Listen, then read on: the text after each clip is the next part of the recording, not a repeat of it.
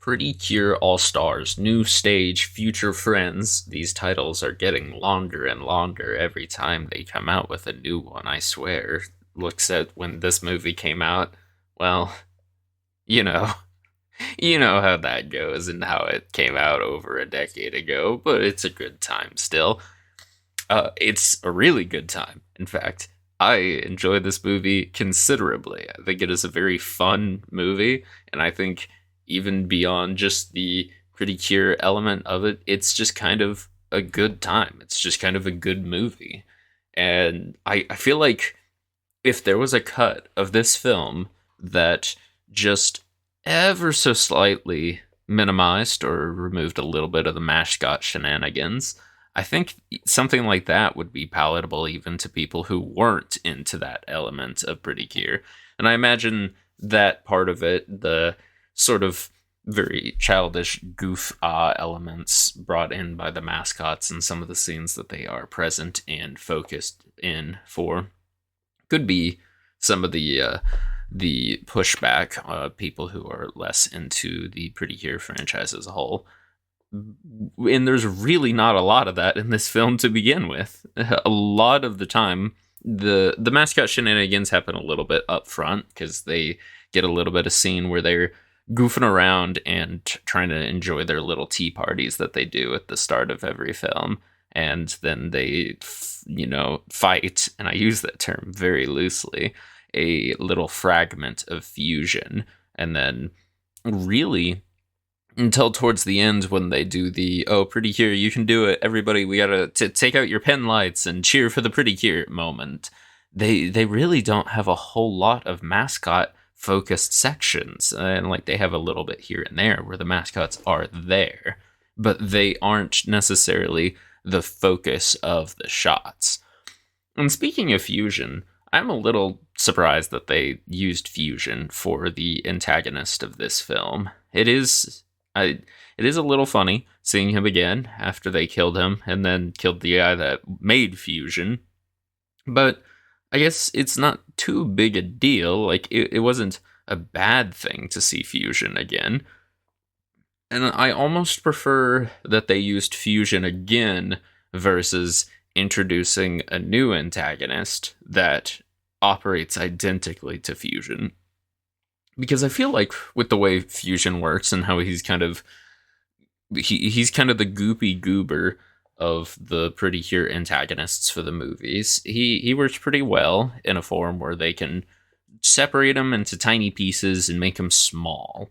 And I'm not sure what they would have done otherwise if they hadn't used fusion or introduced a new villainous character that operated identically to fusion did.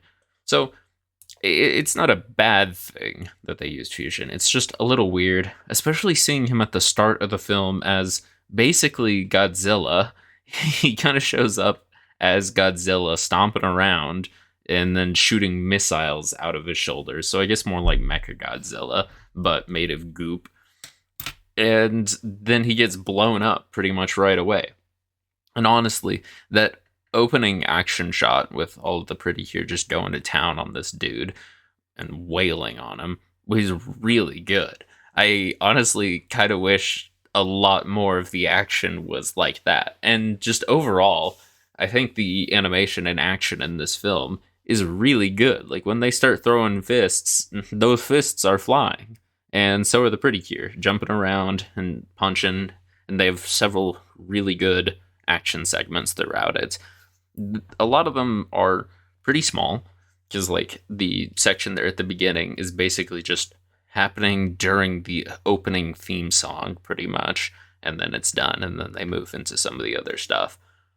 And then when Happy first joins up with the sweet Pretty Cure girls to fight fusion a little bit, once everyone's kind of looking around for the little chunks of fusion that are left over, they get a little bit of action going on in a shipping container yard. They're just running around in there for a little while, I guess, which is kind of fun, but an interesting place for magical girls to be throwing dukes, which is fine, because the action that they had there was very good. and the comedy throughout it is also very good. And I think it's kind of fun the way that this movie presents the differences between how the more experienced Pretty Cures and how the new up and coming ones handle their situations. The sweet girls are kind of all locked in. They kind of know what's going on. They know what to expect. And Happy is, well, bless her heart, she's trying her best. And she's doing it because when the enemy flies at her, the big fusion ball flies at her, she maybe not decides, but basically the best course of action she takes is headbutt it, and it works out for her because it knocks the fusion monster away, and she survives and is fine. She just has a minor concussion, but she'll be okay from then on out. I'm sure she won't get thrown around like a rag doll anymore throughout the movie. She does a little bit, but not a lot, so she's fine. But the scenes that Happy and then the other Smile Pretty Cure girls got were pretty good. Of course, being a crossover film during the Pretty Cure season, that season's cures are going to get the bulk of the screen time. And they did throughout a bunch of the scenes where they're just walking around in their civilian clothes or disguises. I guess technically the Pretty Cure modes are their disguises. But the Smile girls are there for the bulk of it. They get most of the focus for quite a bit of it. But it's still also largely like a transition movie. We're getting a whole bunch of the sweet girls and what they are kind of doing as they're interacting with mainly Happy, but then a little bit the other ones also, which this movie probably does the least with any of the previous seasons compared to a lot of the other crossover films. Smile's there because it's their crossover movie. Sweet is there because they were the last season. Heartcatch was right before that, and they get a little bit, not a ton, but not an insignificant amount either. They get to walk dramatically out of the shadows at some point and then transform, which was pretty funny that they were just kind of lurking in the park, I guess, and then all walked out together in sync and said, I guess it's our turn, or whatever it was. But they got their little bit of scenes and they got their moments together, and that was cool. And the fresh girls were there, and they got lines of dialogue at least, which is more than we can say for Yes 5 Go Go, Max Heart, and Splash Star. None of them had speaking lines at all. They are there, and they get to do cool action shots at the opening of the film, and they basically get like 3 scenes, and the rest combined. Like between all of them, they get 3 scenes. They get to do their cool moments where they show up during the you can do it Pretty Cure moment towards the end. The fairies are trying to alert the Pretty Cure where they are located so that they can come help the girls who are getting absolutely wrecked trying to stop a boat from crashing into the city. What is Fusion doing? What's his game plan with this, dog? Come on, man. You're throwing a boat at a town. And the Pretty Cure are trying to catch it.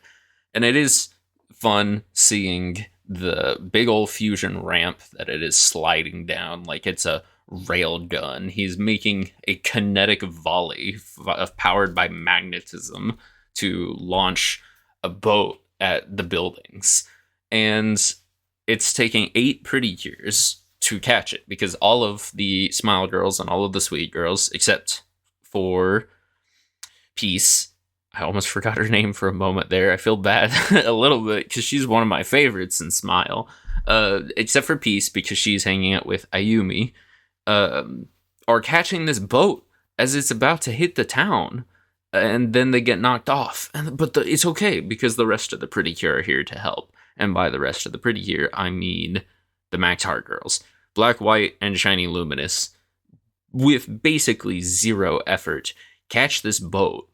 And I somebody out there would have had to have done the calculations on that, right, to see how fast it, maybe not how fast it was going, but well, maybe if you look at the buildings in the distance, maybe that's what I do. Maybe that's my job is I need to figure out how fast that boat was going, get an estimate on the weight of the boat, figure out how much force it was exerting in order for the Max Heart girls to stop it instantly in its tracks. Just the three of them with no effort, which suggests that any of them on, well, I don't want to say any of them on their own could have stopped that boat, but I bet Black probably could have on her own.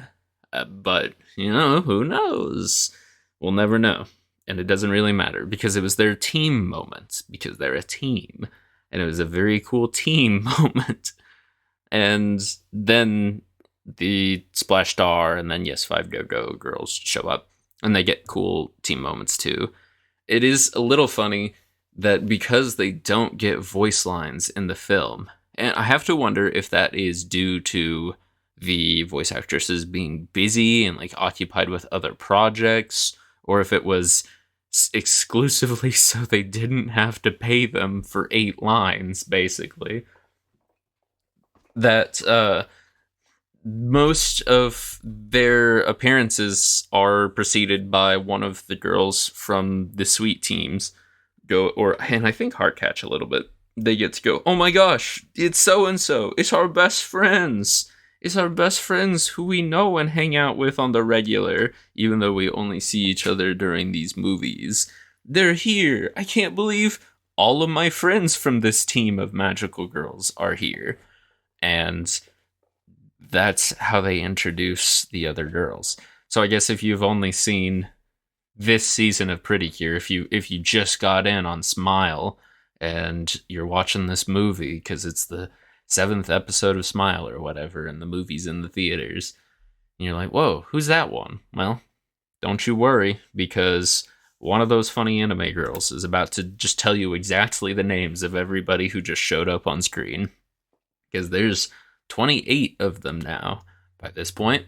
That's a whole bunch of characters to keep track of. I say that as a One Piece fan. So there's a whole lot more. But it's mostly just these, like 3 to 6 characters you got to keep track of in a season. That's not that bad. You can do that. It's fine. And so it's not too terrible when one of our favorite magical girls goes, oh yeah, those are all of my friends from this team, and just names them, which is fine. It's good. It tells the viewer who they are, since they're not going to introduce themselves. But there is another character in it who is a focus of the film, who is not one of the Pretty Cure heavy asterisk. Ayumi is a character original to this film, and she shows up as a girl who just had to move to this town because presumably her mom got a new job or something. The dad is not in the picture. Who knows what's going on there? And she doesn't want to go to school because she's sad and depressed, and she just had to move to a new town, so she doesn't want to be here anyway. And, who could blame her? She's scared. She's got a whole lot to work through, and very afraid of her mom if the way she flinches when she gets yelled at later in the movie is anything to go off of. But Ayumi likes the Pretty Cure. She looks up to Pretty Cure, as do all, and as all should, of course. Both in game, that's wrong, in the film, and in real life, of course. And Ayumi is actually the one who kind of kicks off the plot, because she is the one who finds the, maybe not main, but a main fragment of fusion after the Pretty Cure blow it up. And she takes this little shard, and he's just a silly little guy. He's basically just sort of a little blob, and he looks like a little mushroom, which is kind of fun. He's very cute and small, but he scares me a little bit because the exact shape of his body and kind of the way he moves reminds me way too much of the mushrooms from the sewers in the film Mom and Dad Save the World. And if you haven't watched that movie, I'm not gonna say you should watch it, because, like, I don't know if that movie holds up. It's been a hot minute since I've seen it, and it's been a hot minute since that movie came out. But I remember it being fun, and those mushrooms are scary. Or I remember them being scary when I watched that movie, probably a decade ago. Whoops. Maybe it came out around the same time as Pretty Cure. One of them, I'm sure, is fine. It doesn't really matter. Anyway, Fu, as he has been identified by Ayumi, it becomes her little friend who can turn into a bracelet and wants to make her happy. And it's good for her. She finally has a friend. You made a friend with a little yellow blob. She doesn't seem to see anything that could possibly go wrong with befriending a little magical thing in a world where magical girls have to blow up Slime Godzilla in the city for it to be safe. But that's fine. She's new to town. She maybe she doesn't know how things operate here.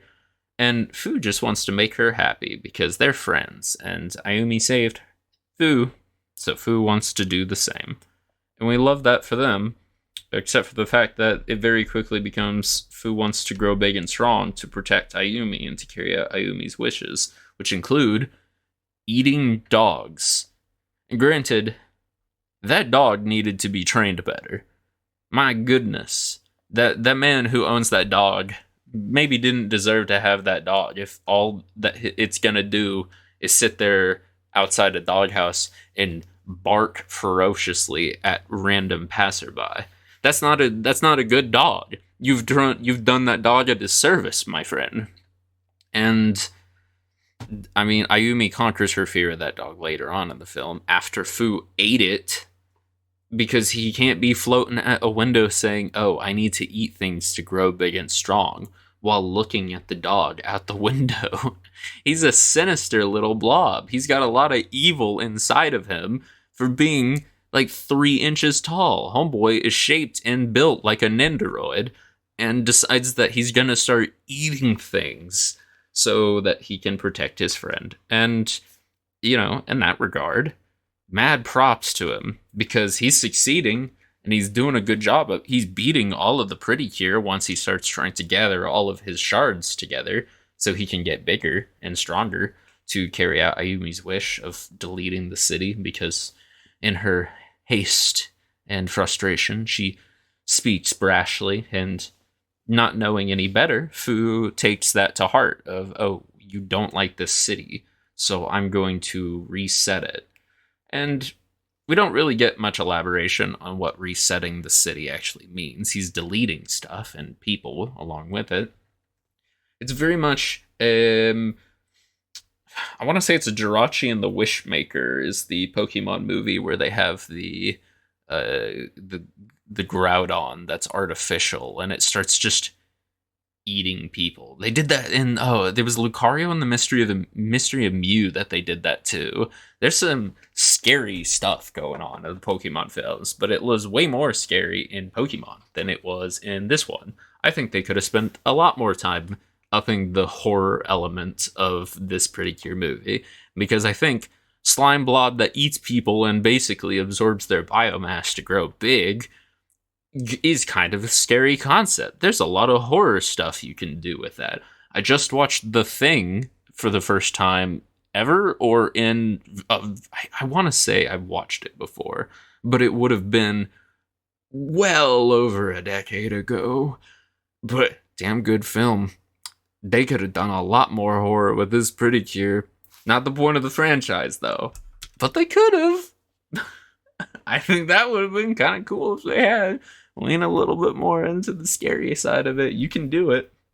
I know you can.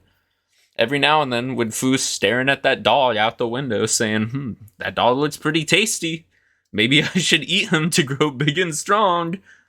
I can see the gears turning in the writers' heads, and they're like, we could go just a little bit further. And somebody at the Toei is like, no, don't do that. don't go traumatizing children now. But Ayumi then spends most of the rest of the film running around with the Pretty Cure, needing to be protected by them, but Like, it's not a bad thing because she is relying on them and they are trusting her to converse with Fu and put a stop to his consumption of the town and trying to prevent him from absorbing all of the, I guess, all of the rest of the fragments of fusion that were left over from them trying to purify him before, and instead just kind of blowing him up. Which, that's another thing that I now realize was never really addressed very well, if at all. Why, when they beat Fusion, he just kind of exploded into a million pieces instead of being purified like any of the other times they beat any other character, whether it be a monster of the week or one of the main antagonists once they finally blow those guys up. They don't really go into much detail or any detail about why Fusion was exploded instead of turned into magical dust. But it's fine. It's fine. It's not a huge thing because they will eventually do that. But Ayumi is being protected by all of the Cures as they're running around, and they have some very fun moments. This is when we get a lot of the other teams showing up to actually help. This is where we get a lot of really good interactions between the Smile Girls and the Sweet Girls, and just between both of these teams as well. The bickering and the banter between them is very fun in this film. I really liked when they were arguing with each other because it was very lighthearted, very fun. They were just having a good time yelling at one another while they were only a little bit fighting for their lives. But they weren't taking it too serious. They said, "Hey, listen, we're gonna save the city, but we're gonna have fun while we do it, okay? I want to have fun." And we love that for them. And I also really liked the banter between the Sweet Girls because they don't get a whole lot of it, honestly, overall. Ellen, or I think Aaron, as the subtitles of the version I watched had, and Muse, oh my gosh, that close to forgetting her name because she's in the show for like maybe 15 episodes as Muse, and I don't even like her that much. Oops, did I say that out loud? She is probably my least favorite character in this series, if not just that season. Not sure.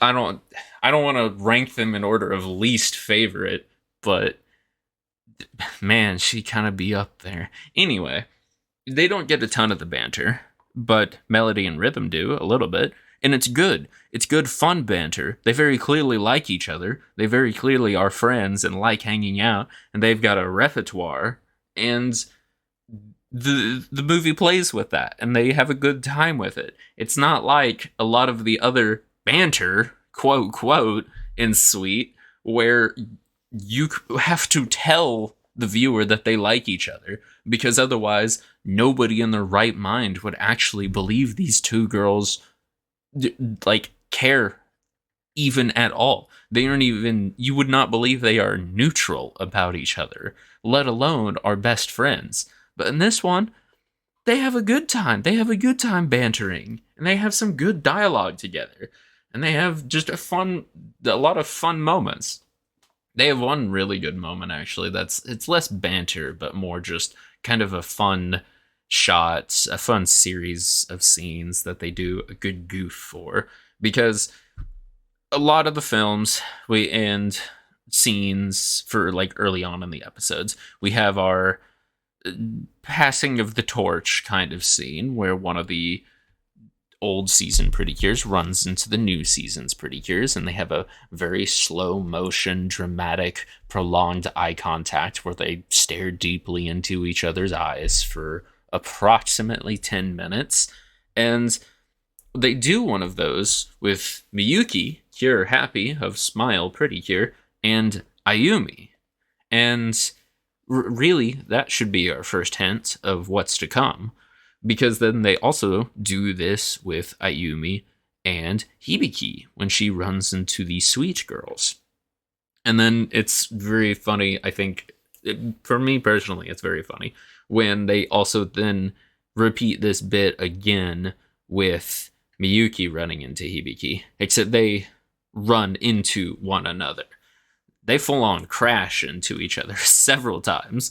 I know they present Hibiki as a little clumsy, even though she's kind of like a little bit the sportier one of the sweet girls, and Miyuki is pretty much consistently a klutz and kind of a goofy doofus. But she's crashing into people all of the time. She smacks into Ayumi, runs straight into her, and she cannot stop. Girl does not know how to slow down. She does not know how to put the brakes on. Put her in a 100-meter dash because she will not stop until she hits something. And she does that and hits Hibiki and then stops because they hit the ground together. But it's just kind of a fun bit. Like, it's not it's not anything huge. They don't like linger on it, which is good, but they just kind of do a good bit with it, I feel, and then move on. But Ayumi gets escorted around at the end of the film by these two teams because they are the most recent seasons. And the honestly, I think that it is a pretty good twist. It's suggested, it's hinted at, but I think it is a pretty good twist that Ayumi gets to become a Pretty Cure. And I have to wonder what they were wanting to do with this movie, if they are willing to introduce movie-only Pretty Cures. Because Ayumi is an original character for the Pretty Cure All Stars new stage films. And if they well, I say if they did do the new stage films like they did the previous All Stars, they would be a trilogy of the crossover movies. I mean, we know that with hindsight, they did that now, but it very much seemed like they were trying to set up the All-Star films to, rather than being just standalone products, basically being their own film franchise continuity with its own lead, or its own optional lead aside from the girls who that season is who that crossover season movie is airing during a season of. To say that in a not confusing way, whichever season is airing and the Pretty Cures from that season have that crossover movie. But then also Ayumi, who becomes Cure Echo, is there as kind of a lead too. And it would give them a pretty good way to branch the movies together, or the seasons together, because then you would have the previous season's Cures, and then you would have Cure Echo, and then you would have the new season's Cures. And they could really do that to include the older seasons even less of the limelight, so they can kind of keep it tight in terms of what characters they're using and what plotline they want to use them for. Of course, they get to show up for the big bang attack finisher move at the end, but it wouldn't be a Pretty Cure crossover movie if they didn't get to do at least something. I don't know. I think it would have been kind of cool if that's what they went with. But it's at the very end that Ayumi actually gets to become Cure Echo.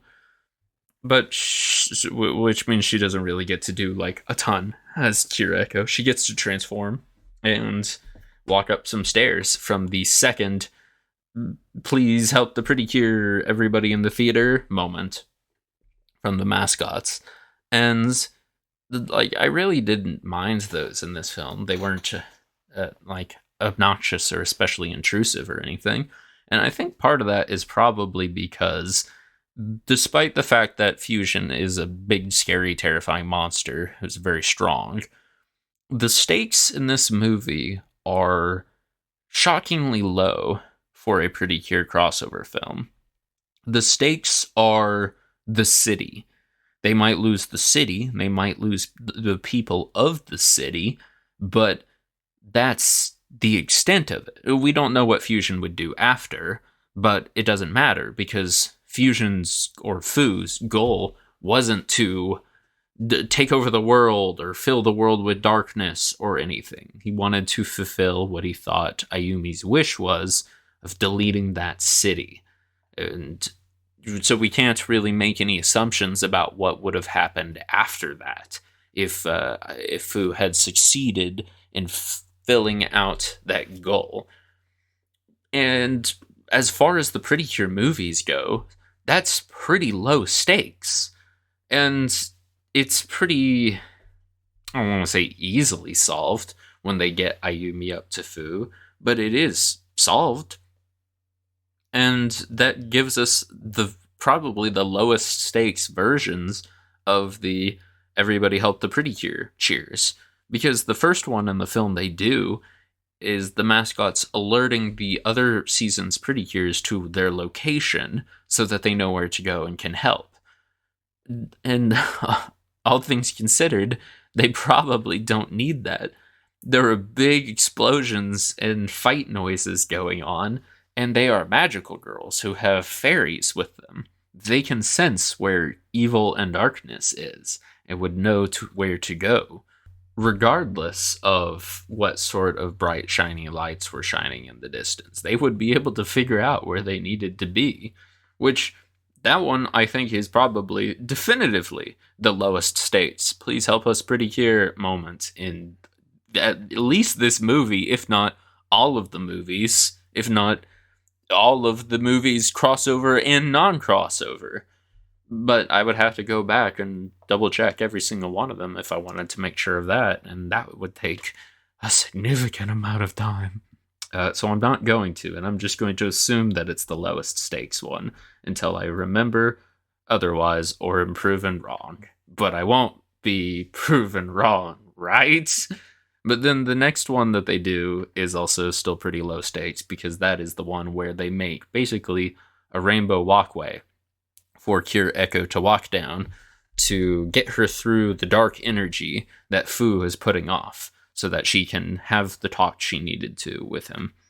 And that wasn't just a cute scene. It was just very fun and nice getting her to see her kind of walk down the path and have that heart-to-heart and communicate openly to solve the plot. And that was nice. It was good and it was cool. And they still get to have kind of like a big finisher because the Smile Girls jump in and protect Ayumi and Fu from the remaining sludge that came off of Fusion that is trying to still link up with the main host. Despite the fact that Fu is calling it off, the rest of Fusion has decided no, it still wants to destroy the city. And so it's still trying to connect to itself. And the movie gets to wrap itself up nicely with that, because in order to protect Ayumi and Fu, the Smile Girls are putting all their energy into shields to try to protect them from Fusion. And in order to give them enough energy to beat back Fusion, Fu turns into a magic mist and sacrifices himself to fuel the Pretty Cure's power so that they can then fight back fully and finish off erasing Fusion, where the original teams failed. Which, I'm putting on my power scaling hat right now. They needed a boost from Fu in order to kill Fusion finally, but they still succeeded in that, where all of the other 23 of them, I think, failed. The 5 from Smile succeeded. And this is when they are still like fresh on the gig. They've just got their team of 5 together, so they're still learning the ropes. And just a slight power boost was all it took for them to beat that bad guy. So we're going to see some crazy stuff by the end of Smile Pretty Cure, I say, having already finished Smile Pretty Cure and having already done like that full review breakdown of Smile Pretty Cure, where they do get crazy power scaling. My goodness, some of the attacks they get to be doing by the end of that season are very... I know a lot of the show was brought on by the idea of what if Dragon Ball Z was for like 12-year-old girls instead of 12-year-old boys. But they do some Dragon Ball Z stuff there, and they get to do a little bit of that kind of fun stuff in this film whenever they have the action scenes, like I was saying kind of towards the beginning, because the action scenes are genuinely really good in this film. Like they're very clearly having a lot of fun animating those, and I really wish we could just get like a full Pretty Cure movie that was like I want the Dragon Ball Super Brawly movie of Pretty Cure. I just think that would go so hard. But I've got a lot more Pretty Cure to get through before I can approach the domain of the gods in that regard. But I think that this Pretty Cure movie is really good. It's very fun. I think as an intro movie to the series, it would be pretty good because it focuses so closely on the smile, a little bit less on the sweet girls. It has that new character, so she can not know anything, which helps explain things to the viewer who wouldn't know anything. And then it introduces all of the old characters, and it's like, hey, if you liked these colorful little fighters, we've got we got a ton of we got these spilling out of our pockets. You can't open a door without hitting a Pretty Cure. You can't step without stepping on a Pretty Cure. And it's just a fun film. It's just a fun time. I liked it a lot. I don't know if I wouldn't say it's perfect, but I am going to give it a 10 out of 10 because I did really like it.